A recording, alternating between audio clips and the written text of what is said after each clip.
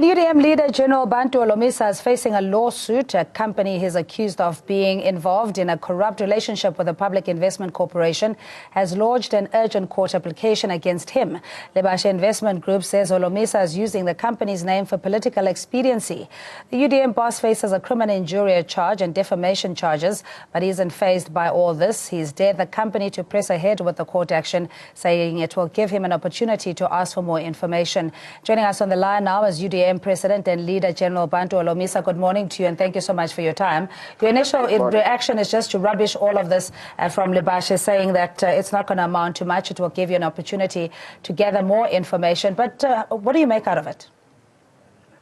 Come again, I didn't hear you. What are you making out of the lawsuit now of defamation charges against you from Lebashe Investments? Well, they are free to do so. Equally, I'm also free to defend myself and the party. So we have responded to their papers and we said, no, we will meet in court. So the matter now is in our lawyers. They are going to respond to whatever they say. In the meantime, I've written a letter to the Minister of Finance demanding certain information, because the Treasury is linked to PIC and PIC is linked to the formation of Harriet, which was established by using the government funds. So no apologies on this case. We will meet in court. Thank you. All right, General, just before you go, Lebashe Investment Group, they're saying that you're using the company name for political expediency. Your reaction to that? The UDM simply compiled all what you have been reading in the newspapers for the last 12 to 18 months about the way the PIC funds are allegedly being pillaged by certain companies. What we have done, we said, Mr. President, why your government is not taking action?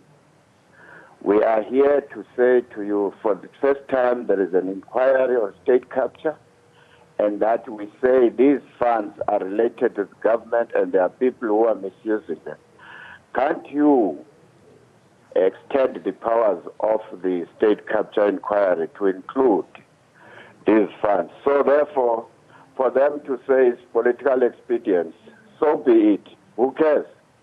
Yes, but I mean, how confident are you that all of this will be uncovered, albeit that there's a tandem process now with a judicial inquiry into state capture and all these other litigation matters? How much more, in your view, can still be unveiled by the courts if the commission hasn't concluded as yet?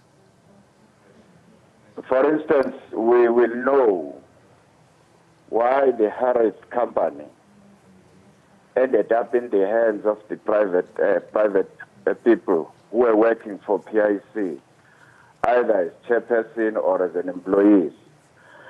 We know that PIC has got 30% in Harris. What happened to the 70%?